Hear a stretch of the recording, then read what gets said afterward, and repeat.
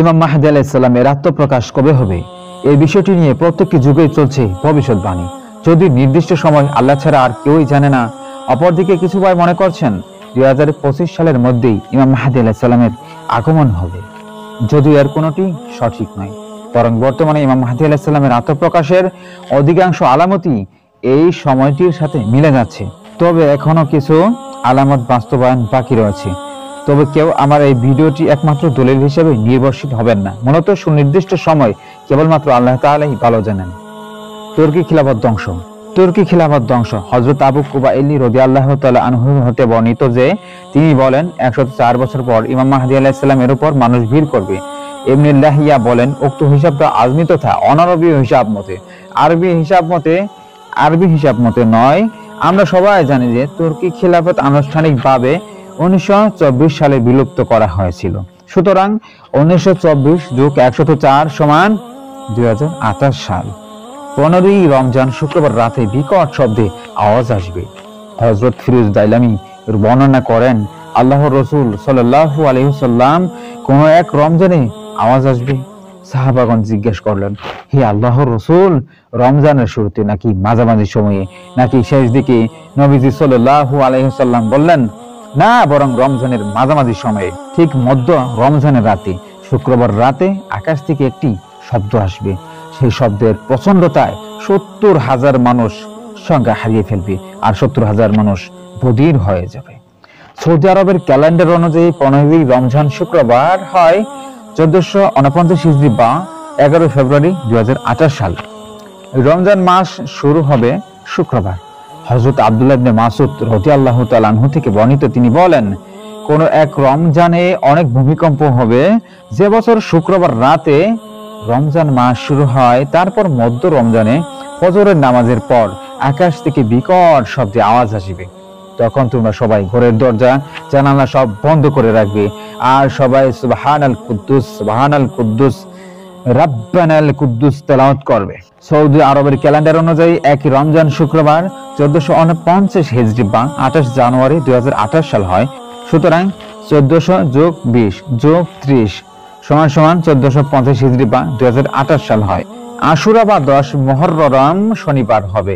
ইমাম বাকির রাহমাতুল্লাহি আলাইহি বলেন, যদি দেখো আশুরার দিন বা 10 মুহররম শনিবার ইমাম কাইম মাহদী আলাইহিস সালাম মাকামে ইব্রাহিম ও কাবার এর মধ্যখানে দাঁড়িয়ে থাকেন, তখন হযরত জিবরাইল আলাইহিস সালাম তার পাশেই দাঁড়িয়ে থাকবেন এবং মানুষকে ডাকবেন তাকে বায়াত দেওয়ার জন্য। সৌদি আরবের ক্যালেন্ডার অনুযায়ী 10 মুহররম শনিবার 1450 হিজরি বা 3 জুন 2028 সাল হয়। ইমাম মাহাদির নাম ধরে হযরত জিবরাইল আলাইহিস সালামের আহ্বান। তবে ইমাম মাহাদির আবির্ভাবের পূর্বে 5টি বিষয় ঘটবে, যেমন 1 আকাশ থেকে আহ্বান, 2 সুফিয়ানের উত্থান, 3 খুরাসানের বাহিনীর আত্মপ্রকাশ, 4 নিরপরাধ মানুষকে ব্যাপক হারে হত্যা করা, 5 পায়দার প্রান্তে মরুভূমিতে একটি বিশাল বাহিনী ধ্বংসে যাবে। ইমাম মাহাদির আবির্ভাবের পূর্বে 2 ধরনের মৃত্যু দেখা যাবে, 1 শ্বেত মৃত্যু, 2 লাল মৃত্যু। শ্বেত মৃত্যু দুর্ভিক্ষের কারণে মৃত্যু হলো মহান মৃত্যু, আর লাল মৃত্যু হলো তরবারি যুদ্ধের কারণে মৃত্যু।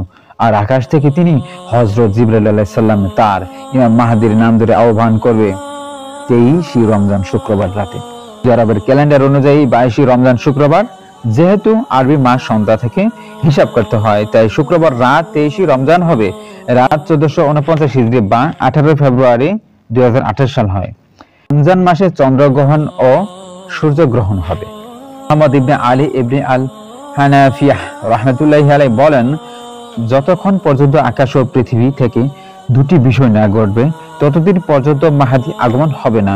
প্রথমটি হলো রমজানের প্রথম রাতে চন্দ্রগ্রহণ ও মধ্য রমজানের সূর্যগ্রহণ না ঘটে।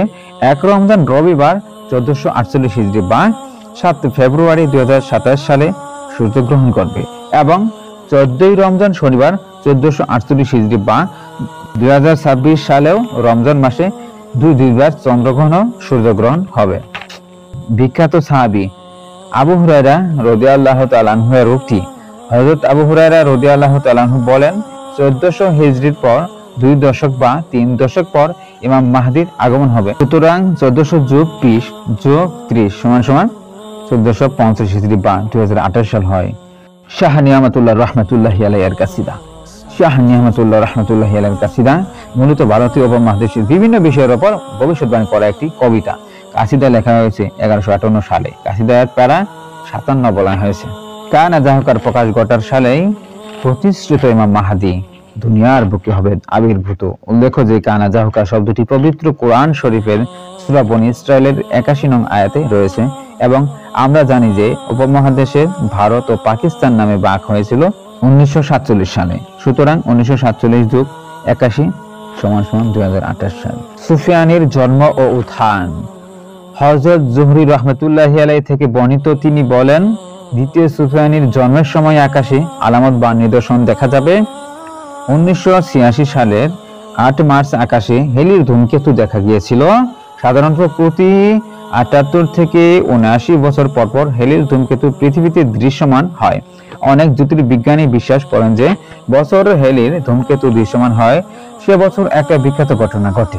হযরত হুযাইফা রাদিয়াল্লাহু তাআলা আনহু থেকে বর্ণিত, হযরত ইমরান ইবনে হুসাইন খুজারি রাদিয়াল্লাহু তাআলা আনহু রাসূলুল্লাহ সাল্লাল্লাহু আলাইহি সাল্লামকে জিজ্ঞেস করলেন, আমরা এই সুফিয়ানকে কিভাবে চিনব?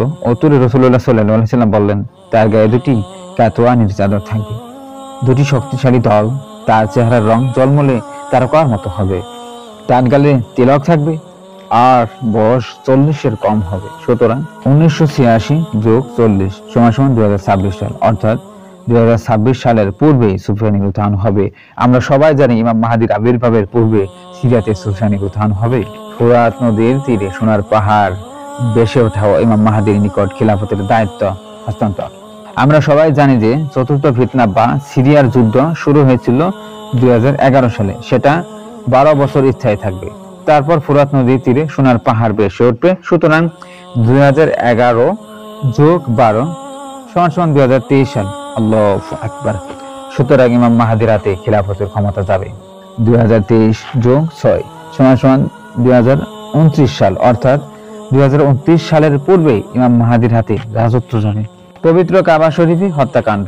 1400 হিজরিতে ইমাম মাহদীকে কেন্দ্র করে লোকজন জড়ো হবে, অর্থাৎ 1400 হিজরি বা 1979 সালে হজ্জের সময় জুহাইমান আল কুতাইবি নামে এক ব্যক্তি তার শেলককে ইমাম মাহদী হিসেবে পরিচিত করে পবিত্র কাবা শরীফে 15 দিন অবরুদ্ধ করে রাখে। তারপর পাকিস্তান ও ফ্রান্সের সেনাবাহিনীর সহায়তায় তাদেরকে হত্যা করা হয়। হযরত তাবের রাহমাতুল্লাহি আলাইহি হতে বর্ণিত যে তিনি বলেন, আশ্রয় প্রার্থী অচিরে মক্কার নিকট আশ্রয় চাইবে, কিন্তু তাকে হত্যা করে দেওয়া হবে।